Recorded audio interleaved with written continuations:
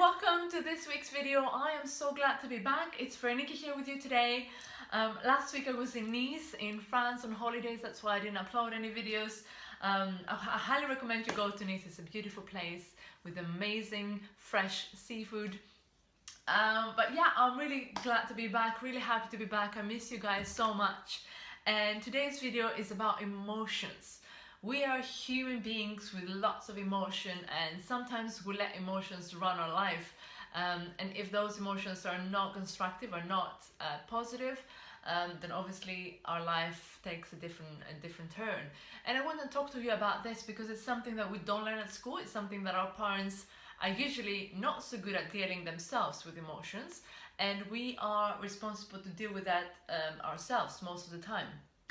And yeah, I just think it's a very important thing to take a minute and think about how you deal personally with emotional stress up until now, and if there are better ways at dealing with emotional stress going forward. I will also share with you how I deal with emotional stress and what works for me, and hopefully you get some tips from there for you to do the same. Now, what is emotion? Emotion is something that is triggered by a thought, right? So a thought from our mind, for example, when we do happy thoughts, we feel happy feelings.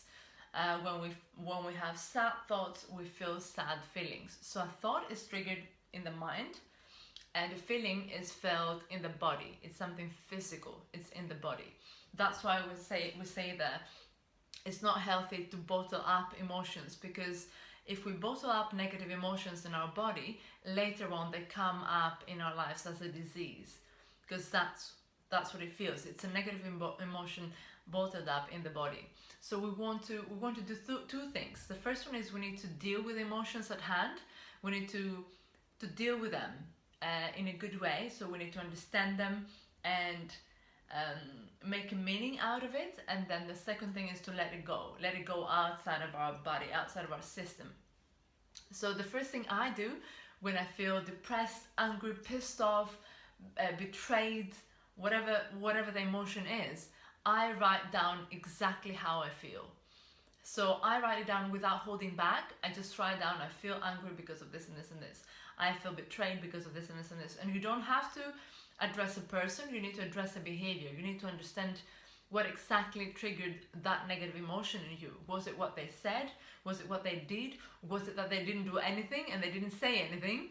Or what was exactly that triggered that negative emotion in yourself, or in myself in that case? So I write that down without holding back. And then when I read it back to myself, it's a completely different game, because what we have in our mind, sometimes it doesn't make sense, but when we see it in a paper, it does make sense or not. So we say, okay, that makes sense, that doesn't make sense. Or is that really what made me feel angry? Or is that really what made me feel pissed? Or was it something else behind it that I'm not able to articulate just yet?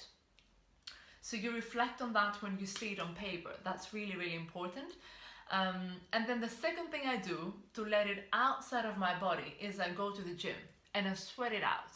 I might run for 50 minutes, 10 kilometers on the treadmill, and while I'm running, while I'm up there running and sweating, I think that my happiness is more important than any issue, any negative situation, any negative emotion.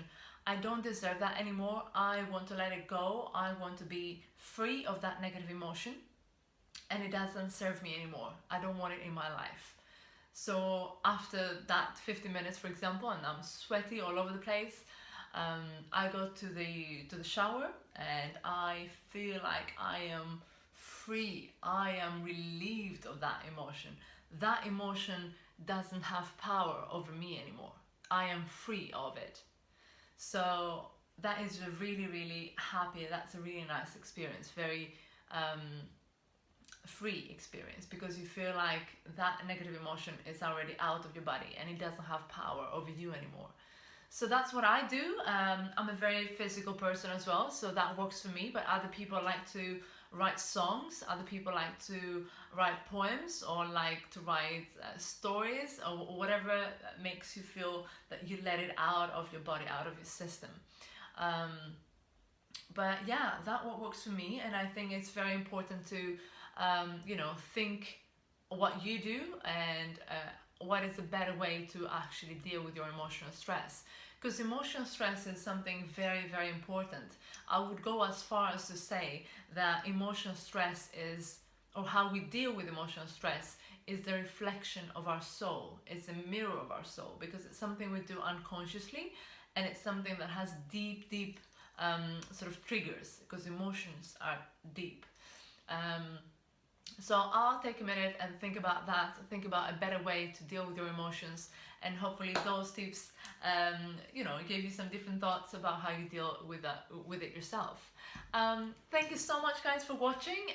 If you like that video and that content, please like, share, and subscribe to my YouTube channel, and I'll see you again next Sunday. Until then, take care.